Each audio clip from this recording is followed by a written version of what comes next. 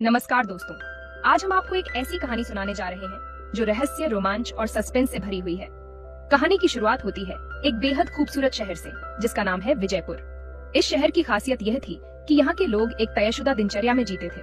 सुबह सुबह सभी पति अपने घरों से तैयार होकर ऑफिस निकल जाते थे, जबकि उनकी पत्नियां घर के सारे काम संभालती थी और फिर शाम को अपने पतियों की वापसी का इंतजार करती थी। यहाँ की जिंदगी एकदम अनुशासित और परफेक्ट लगती थी, लेकिन इस खूबसूरत दुनिया के पीछे एक बड़ा राज छुपा था।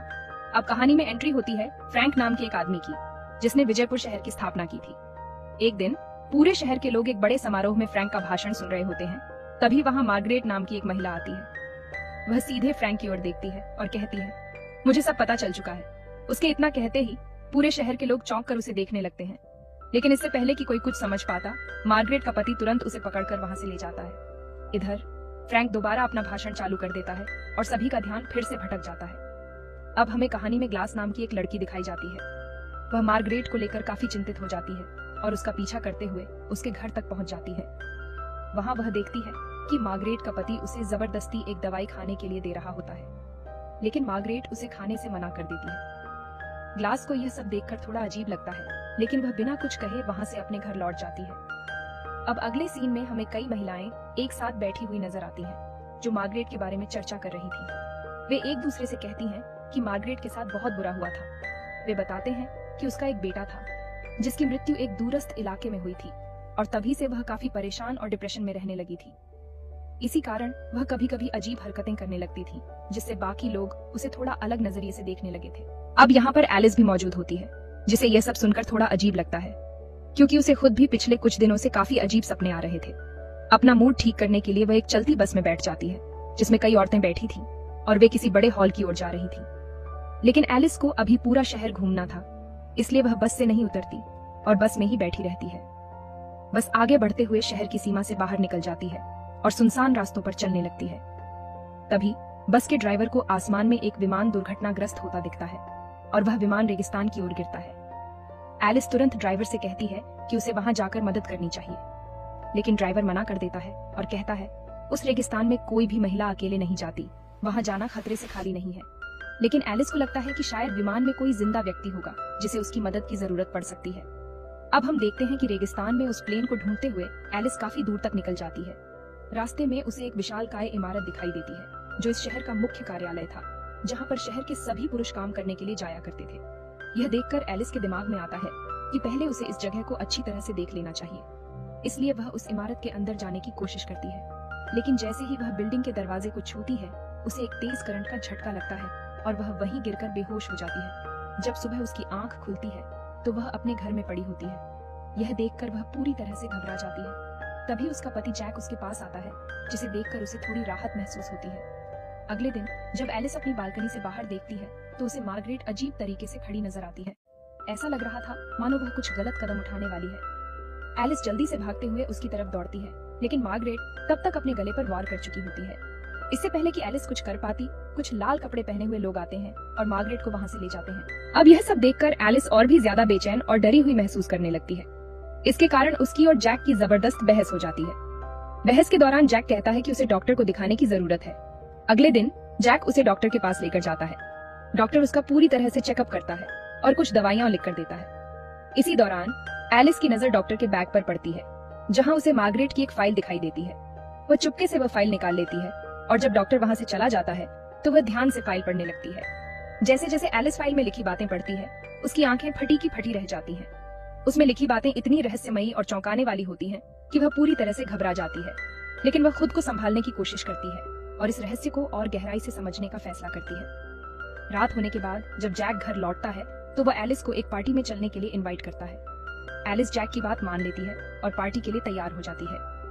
ये पार्टी पूरे शहर के लिए आयोजित की गई थी, जिसमें शहर के सभी लोग मौजूद थे। वहां पर फ्रैंक भी था, जो जैक को स्टेज पर बुलाता है और उसे डांस करने के लिए कहता है। लेकिन जैक का डांस बहुत ही अजीब था, जिसे देखकर एलिस को बहुत बुरा लगता है। वह फौरन पार्टी से बाहर चली जाती है और रोने लगती है। अगले दिन सुबह जैक एलिस से कहता है, आज शाम को क्यों ना हम सभी लोगों को अपने घर पर एक छोटी सी पार्टी के लिए बुलाएं। एलिस भी सामान्य तरीके से जवाब देती है, हाँ क्यों नहीं।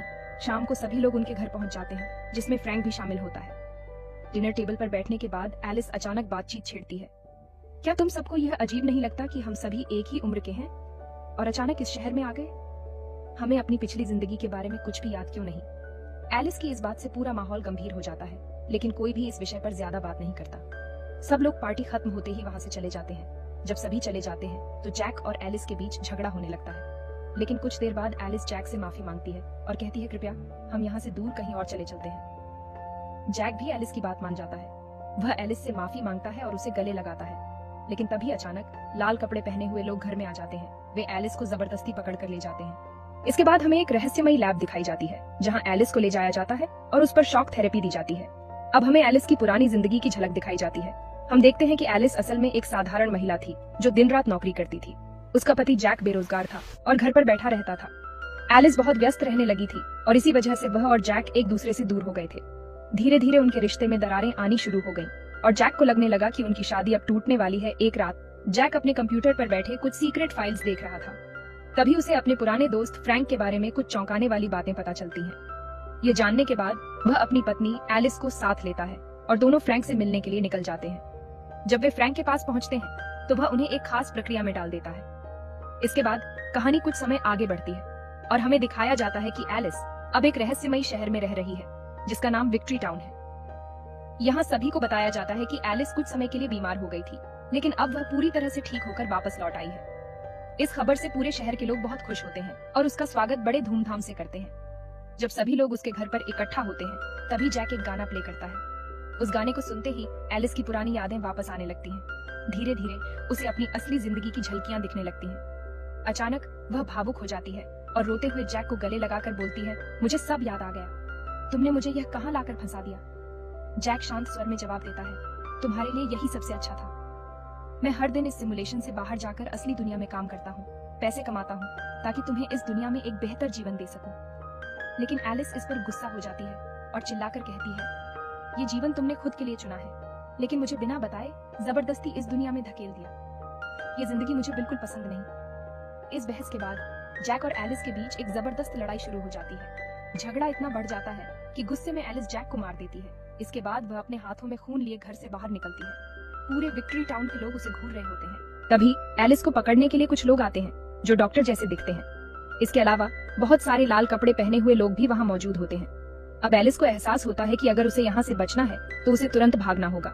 जैसे ही वह भागने लगती है पूरा शहर उसे रोकने की कोशिश करता है, क्योंकि अगर एलिस असली दुनिया में चली गई तो वह सरकार को इस पूरी रहस्यमयी दुनिया के बारे में बता देगी और ऐसा होते ही फ्रैंक की बनाई हुई यह दुनिया पूरी तरह खत्म हो जाएगी। इसलिए पूरा विक्ट्री टाउन एलिस को रोकने के लिए उसके पीछे पड़ जाता है। लेकिन एलिस सभी से बचते बचाते, छिपते छिपाते भागती रहती है। आखिरकार एलिस उस गुंबदनुमा संरचना एग्जिट पॉइंट तक पहुंच जाती है जो उसे असली दुनिया में वापस भेज सकता था।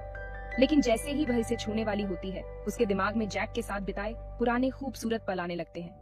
वह कुछ सेकंड के लिए रुक जाती है, सोचती है कि क्या वह सही कर रही है या नहीं, लेकिन फिर उसे अपनी असली जिंदगी की याद आती है। वह खुद से कहती है, मुझे अपने असली जीवन में वापस जाना होगा। ये सोचकर वह हिम्मत जुटाती है और एग्जिट पॉइंट को छू लेती है और इसी के साथ एलिस इस सिमुलेशन से बाहर निकल जाती है। तो दोस्तों, यह थी एक रहस्यमयी और रोमांचक कहानी।